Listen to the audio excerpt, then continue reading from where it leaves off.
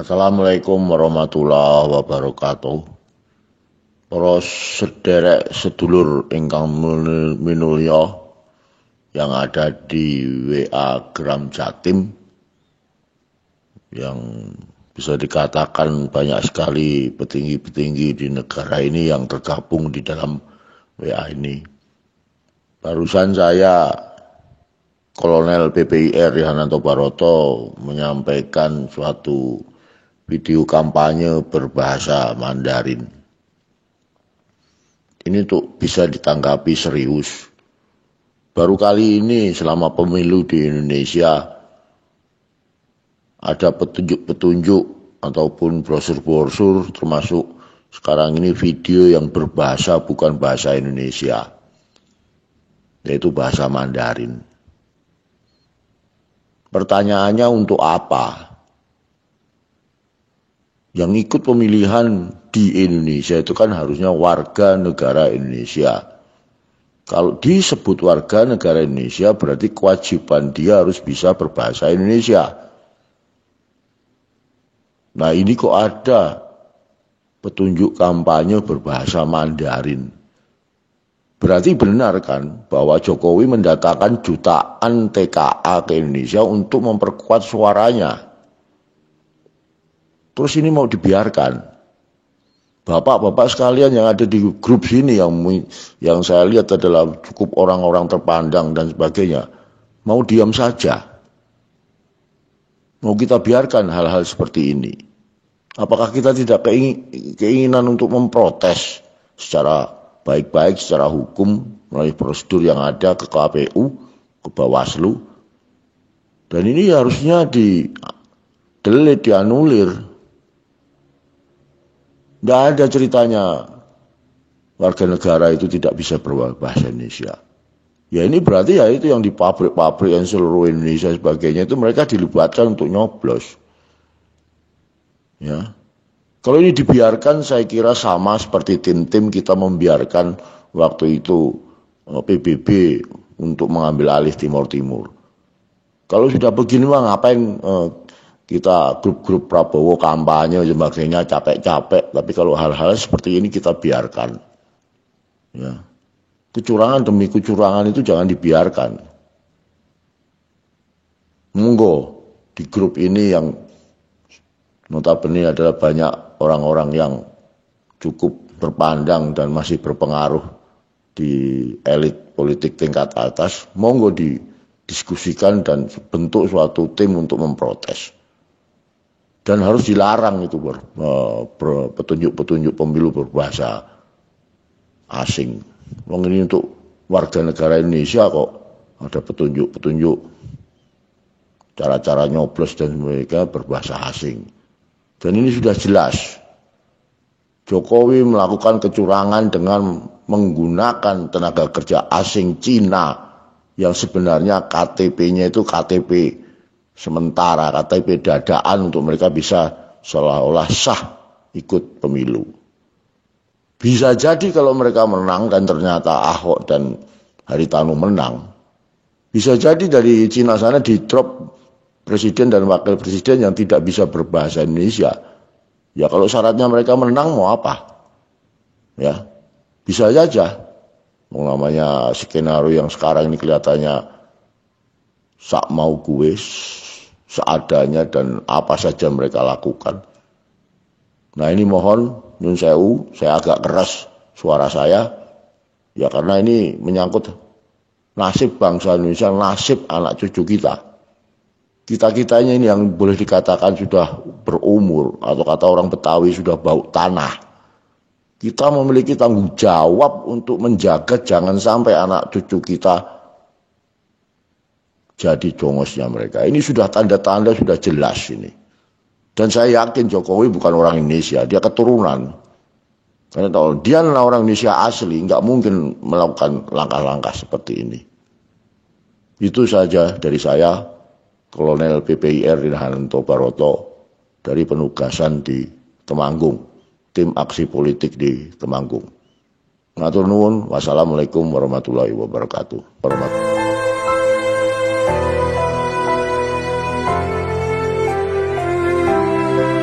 Kolonel Rihananto bongkar kecurangan pemilu gaya baru. Tentunya kecurangan ini dalangnya tetap, yaitu Jokowi. Melakukan kampanye dengan bahasa Mandarin. Sudah tentu sasaran yang dituju adalah orang Mandarin yang berada di Indonesia. Jokowi memperalat TKA dengan membuat KTP sementara supaya terhitung warga negara Indonesia. Dengan demikian, maka akan mempunyai hak pilih. Dengan hal ini menunjukkan bahwa memang TKA yang masuk Indonesia sudah terlalu banyak. Dan benar sekali kata kolonel tadi, bahwa Jokowi adalah keturunan Cina. Tidak akan mungkin kalau Jokowi orang asli Indonesia akan tega menjual bangsanya sendiri ke Cina. Hewan saja tidak akan tega memakan anaknya sendiri. Lah ini ada pemimpin negara kok tega menyengsarakan rakyatnya. Data dan fakta memang valid tentang membludaknya pendukung Amin. Sehingga Jokowi seperti kebakaran jenggot mencari 1000 cara untuk kemenangan 02. Percaya atau tidak, Jokowi saat ini di ujung tanduk. Hari-harinya dihantui oleh kemenangan Anies Baswedan. Jokowi dan kroni-kroninya akan diusut tuntas terkait kasus yang selama ini tidak ada yang berani menyenggol. Time over, itulah kata yang pas untuk Jokowi di 2024 nanti. Assalamualaikum warahmatullahi wabarakatuh. Kami dari Forum Komunikasi Bantuan Polisi Pamung Praja Kabupaten Garut menyatakan Indonesia membutuhkan pemimpin muda di masa depan. Mas Gibran Raka Buming Raka. Terima kasih. Nah, di sini memang cukup mengagetkan ya, yaitu ketika aparat yang dibayar negara menjadi tim ses salah satu capres dan cawapres. Nah, di sini akhirnya benang merah terungkap ya. Bahkan pada waktu lalu, yaitu di sini bahkan Bawaslu menyebut Satpol PP tidak berani copot spanduk Prabowo di Welcome to Batam. Nah, di sini akhirnya sudah terang-terangan dan bahkan di sini videonya sudah beredar. Entah di sini oknum Satpol PP mana di sini seharusnya juga diusut ya. Ketika ASN, aparat TNI, Polri dan seharusnya menjaga kenetralan, tetapi di sini malah terlihat mendukung pasangan capres dan cawapres pada Pilpres 2024. Nah, di sini bahkan juga dikomentari oleh Denny Siregar. Ini apalagi sih, kok semakin gak ada malu-malunya? Iya, kadang-kadang saat ini menurut saya juga sudah semakin terang-terangan ya dalam mendukung calon-calon tertentu, padahal juga seharusnya netral. Gimana emak-emak Jakarta nggak teranis-anis? Saya ini emak-emak di DKI Jakarta yang pernah dan sampai saat ini masih merasakan sisa-sisa kepemimpinan beliau saat beliau menjadi gubernur DKI. Dan itu luar biasa banget. Dan saya cukup appreciate dan saya cukup bangga pernah punya gubernur sehebat beliau. Maaf ya, maaf. Mama emang pengennya apaan sih? Mama mah pengennya cuma nih, anak-anak sekolahnya baik, anak-anak nyari sekolahnya gampang, sekolahnya gratis dengan kualitas pendidikan yang baik pula. Terus mama tuh pengennya ada yang bantuin buat biaya sekolah anak-anaknya. Emak-emak tuh pengennya sembako murah. Emak-emak tuh pengennya TDL nggak naik-naik. Emak-emak tuh pengennya akses kemana-mana gampang. Mama tuh pengennya holiday yang murah tapi enak. Nah, itu gue rasain semua sebagai warga DKI Jakarta, Mak. Jadi kalau ada emak-emak di luar daerah yang ngomong Pak Anies tukang bohong, Pak Anies cuma janji-janji manis, sini ngobrol sama gue, Mak. Gue kasih tahu nih ya, anak-anak sekolah di Jakarta penerima KJP Plus itu setiap bulan udah sekolahnya gratis, dikasih duit pula buat memfasilitasi kebutuhan mereka di sekolah. Terus emaknya nih yang kayak gue dibolehin nebus pangan murah 100 sekian ribu udah dapet sembako dengan high quality, bukan beras Bulog yang bau dan perak kayak PKH yang punya pemerintah pusat. Sorry, gue bilang terus terang, bener-bener high quality, Mak. Ada telur, ada beras, ada susu, udah komplit semuanya. Kalau di satu keluarga di DKI Jakarta punya 4 penerima KJP dalam satu keluarga, berarti si emaknya itu bisa 4 kartu dia tebus pangan murah. Uangnya dari mana? Dikasih itu buat nebusnya, Mak. Terus anak-anak ke sekolah ada Jaklingko gratis, cuma emaknya modalin beli kartu 20.000 tuh anak ngetep gratis, dianterin sampai sekolah. Belum nyampe harus ngelanjut ke busway, gratis juga pakai kartu KJP Plus. Yang KJMU, yang mahasiswa, setiap per semester itu dapat dana tambahan, Mak. Dapat dari KJM itu 9 juta. Tuh, Pak Anies udah mikirin pendidikan anak-anak Jakarta sebegitunya. Jadi, kalau paslon yang ono baru ngomongin kartu sosial bantuan, lah kita mah udah lama. Ada kartu lansia, ada kartu KJP, ada kartu disabilitas buat orang disabilitas. Ada KAJ itu buat nuntasin programnya stunting. Baru ngomongin stunting sekarang, kita mah udah lama ada programnya. Di Jakarta mah udah nggak ada anak-anak balita gizi buruk, udah nggak ada ibu hamil yang kekurangan gizi, nggak ada. Kalaupun ada, cuman 1-2 orang, dan maaf, mungkin itu sakit bawaan buat si balita. Mungkin si ibu punya penyakit juga yang lain. Mau ngomongin apa? Makan gratis buat anak-anak sekolah. Ya elah, kalau cuman di sekolah mah ini mah buat satu keluarga dari tebus pangan murah. Kerjasama sama Pasar Jaya. Kita nih, gue nih yang middle up. Gue gak bisa holiday ke Singapura. Gue cukup ke taman kota yang bertebaran di seluruh Jakarta, yang bagus-bagus banget tamannya, cuma modal 2.000 buat bayar parkir, terus bawa tiker, terus bawa anak-anak gue, terus kita makan bareng-bareng keluarga. Itu udah holiday yang enak banget.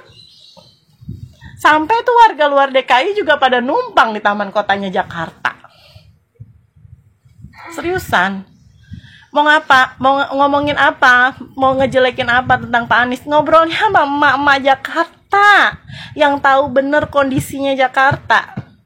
Kalau gue boleh egois, gue gak mau Pak Anies jadi capres. Gue gak mau Pak Anies jadi presiden. Kalau gue egois, gue pengen Pak Anies melanjutkan perjuangannya untuk Jakarta. Karena apa? Ada rasa kekhawatiran di dalam pribadi gue. Takutnya yang meneruskan Pak Anies nih menurunkan standar yang udah dibagusin sama Pak Anies sekarang.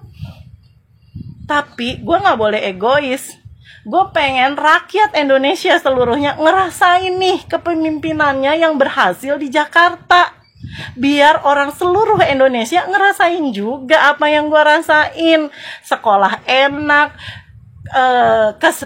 fasilitas kesehatan udah nggak ada tuh di Jakarta. Nyari-nyari kamar, nggak ada kamar kosong ya Bu. Orang sakit udah nggak bisa diakses semua lewat digital. Udah nggak bisa petugas rumah sakit itu bohong-bohong bilang nggak ada kamar, nggak bisa.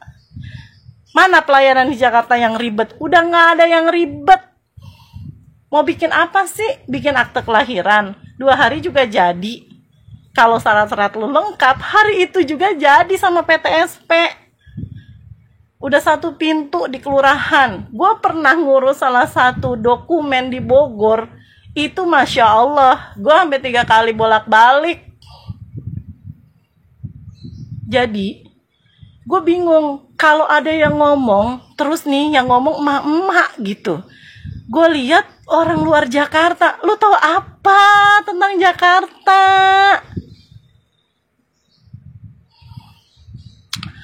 Pak Anies, I'm proud of you. Demi Allah, insya Allah Allah ridho. Dalam setiap doa saya selalu ada nama Bapak. Jika Allah ridho Bapak, insya Allah dapat memimpin negeri ini. Kami cuma rindu Pak, pemimpin yang amanah seperti Bapak. Mau ngomongin apa lagi? Mau ngomongin tenaga kerja. Mak, tahu nggak? Puluhan ribu PJLP, PPSU itu diberdayakan di Jakarta. Standar gajinya berapa? UMP Jakarta. BPJS-nya kelas 1, ada JKK, ada JKM. Udah terbukti kan beliau bisa menciptakan lapangan kerja. Terus apa lagi? Mau ngomongin apa lagi? Masih banyak, Mak, program-program yang ditinggalin Jakarta. Satu lagi buat pendidikan. Pak Anies itu benar-benar mikirin pendidikan buat anak-anak Jakarta.